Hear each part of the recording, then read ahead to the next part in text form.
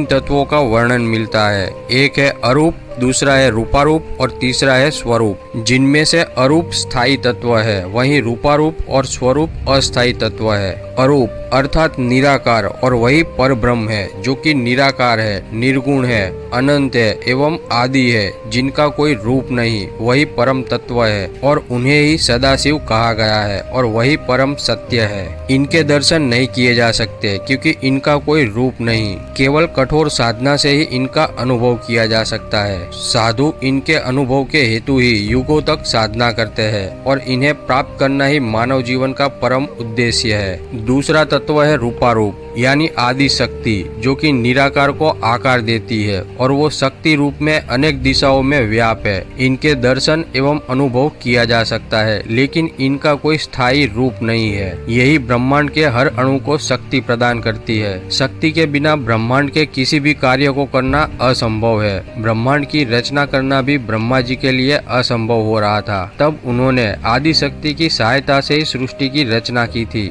तीसरा तत्व है स्वरूप यानी सत्यनारायण और वही त्रिमूर्ति यानी त्रिगुणा देव है, अर्थात वही ब्रह्मा, विष्णु और महेश है। वही देवों में इंद्र, आदित्यों में सूर्य एवं मनुष्य में मनु है। वही अंतरात्मा के रूप में हर जीव में मौजूद है और ये संपूर्ण ब्रह्मांड उनका ही रूप है और इनका स्थायी रूप में दर्शन और अनुभव किया जा सकता है। सत्यनारायण अरूप यानी निराकार और रूपारूप यानी शक्ति के सम्मिलित रूप है। निराकार और शक्ति ही परमात्मा के दो पहलू है। ये दोनों एक ही परमात्मा के भिन्न तत्व है, जिनमें सदाशिव निराकार है और माँ शक्ति उनकी अर्धांगिनी है। निराकार शांत एवं स्थिर है तो वहीं शक्ति चंचल और अस्थिर है और इसी विशाल और अनंत निराकार में शक्ति बंधी हुई है। जैसे कि हमने आगे बताया कि सनातन ज्ञान को समझना जितना सरल है उतना ही कठिन है इनके गुण तत्वों को समझना। प्रत्येक कल्प में निराकार सदाशिव ने ही आकार धारण किया है और वही निराकार सदाशिव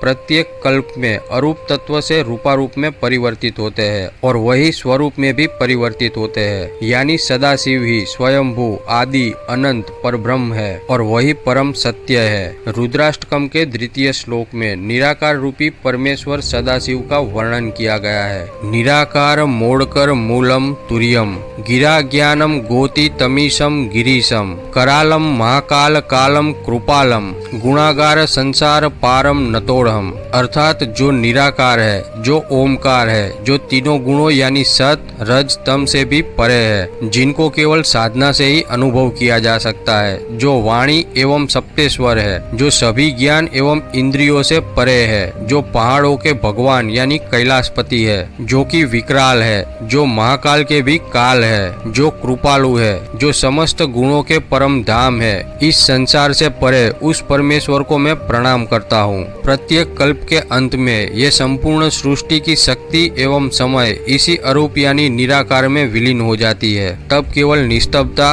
अंधकार एवं शांति रह जाती है। तब शक्ति लुप्त होने के कारण सदाशिव निस्तेज हो जाते हैं और वो घोर साधना में समाधिष्ट हो जाते हैं। फिर जब सदाशिव ध्यान से जागते हैं तब वे शक्ति के अभाव में निस्तब्धता से घिरे रहते हैं। तो पुनः शक्ति को जगाने हेतु वह हुंकार लगाते हैं और उनकी यही हुंकार ओमकार है। इसी ओमकार में शिव की शक्ति विराज करती है। फिर इसी शक्ति और निराकार सदाशिव के मिलाप से पुनः एक नए कल्प का आरंभ होता है और इन्हीं के मिलाप से एक दिव्य लिंग का निर्माण होता है और उसे ही हम शिवलिंग से जानते हैं और यही शिवलिंग इस सृष्टि का प्रतीक चिन्ह है, जिसमें जो उभरा हुआ भाग है वही सदाशिव है और शेष भाग आदि शक्ति है और इसे ही हिरण्यगर्भ भी कहा जाता है, जहाँ से प्रत्येक कल्प में सत्यनारायण स्वरूप में शिव शक्ति का ही आविर्भाव हुआ है, जो कि सदाशिव के अरूप और आदि शक्ति के रूपारूप का मिला हुआ स्वरूप है। और इस संपूर्ण सृष्टि में एक ही सत्यनारायण है जिसे हम भगवान विष्णु के विश्व स्वरूप से जानते हैं और वही ब्रह्मा, विष्णु और महेश है। इस सृष्टि में अनेक ब्रह्मांड है जिसमें हर ब्रह्मांड में ब्रह्मा, विष्णु और महेश होते हैं, जो कि अंतरात्मा के रूप में हर जीव में मौजूद है और ये सारे ब्रह्मांड सत्यनारायण का ही रूप है। तो ये हमने जाना कि कैसे अरूप यानी निराकार सदाशिव सबसे पहले अपनी हुंकार यानी ओमकार से रूपारूप यानी शक्ति को जागृत करते हैं और फिर अरूप और रूपारूप के मिलाप से हिरण्यगर्भ यानी शिवलिंग उत्पन्न होता है, जिसमें से स्वरूप यानी सत्यनारायण अवतरित होते हैं, जो कि अरूप और रूपारूप का मिला हुआ स्वरूप है। प्रत्येक कल्प के आरंभ में सत्यनारायण से ही सृष्टि की रचना का आरंभ होता है, जिसमें सबसे पहले इनकी नाभि से जन्म लेते हैं महाब्रह्मा।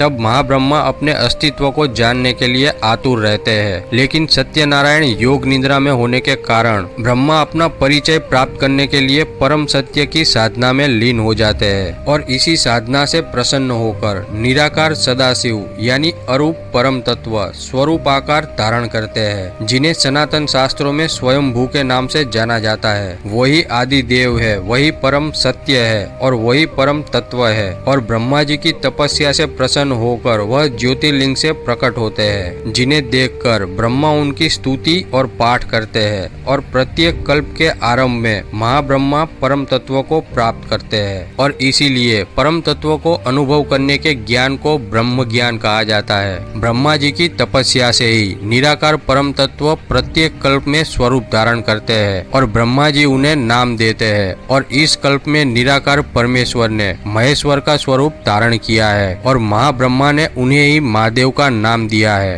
वेदों और पुराणों में सदाशिव के 5 मुख दिखाए गए हैं और ये 5 मुख उनके अलग अलग कल्पों में लिए गए अलग अलग स्वरूपों में से मुख्य 5 स्वरूप है। इसीलिए इन्हें पंचमुखी सदाशिव से भी जाना जाता है। पश्चिम दिशा के मुख का नाम सद्योजात है, जिसका अर्थ है भव्य स्वरूप, जो कि 16 वर्षीय बालक स्वरूप है। उत्तर दिशा का मुख वामदेव है, अर्थात विकारों का नाश करने वाला।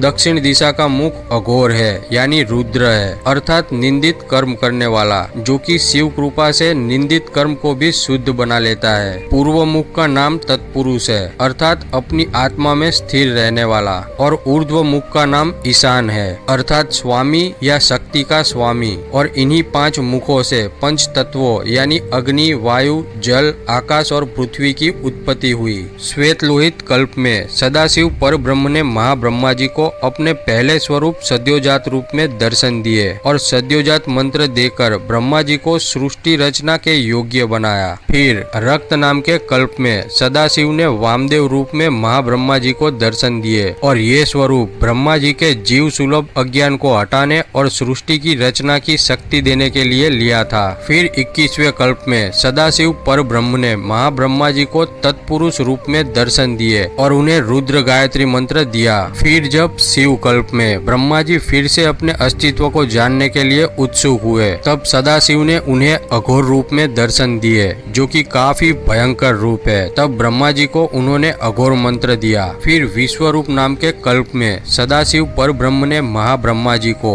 ईशान रूप में दर्शन दिए और उनके साथ ही सिंहनाद करती हुई सरस्वती भी प्रकट हुई। तब ईशान भगवान ने सरस्वती सहित ब्रह्मा जी को सन्मार्ग का उपदेश देकर कृतार्थ किया। ऐसे ही ब्रह्मा जी हर एक कल्प में अपने अस्तित्व को जानने के लिए उत्सुक होकर निराकार सदाशिव के ध्यान में लीन हो जाते हैं और हर बार निराकार सदाशिव ने उन्हें अलग अलग रूप में दर्शन दिए और अपने शरीर से शक्ति को जागृत किया, ताकि ब्रह्मा जी को सृष्टि की रचना में सहायता मिल सके। तो ये थी शिव के पंचमुखी अवतार की कथा, जिससे मनुष्यों के अंदर शिव भक्ति जागृत होती है और उसकी समस्त मनोकामनाएं पूर्ण होती है। तो आशा करता हूँ कि आपको ये जानकारी जरूर अच्छी लगी होगी। अगर आपको ये वीडियो अच्छा लगा तो इसको ज्यादा से ज्यादा शेयर करें और चैनल को सब्सक्राइब करके बेल आइकॉन जरूर दबाएं। तो मिलते हैं अगली वीडियो में, तब तक के लिए गुड बाय, टेक केयर।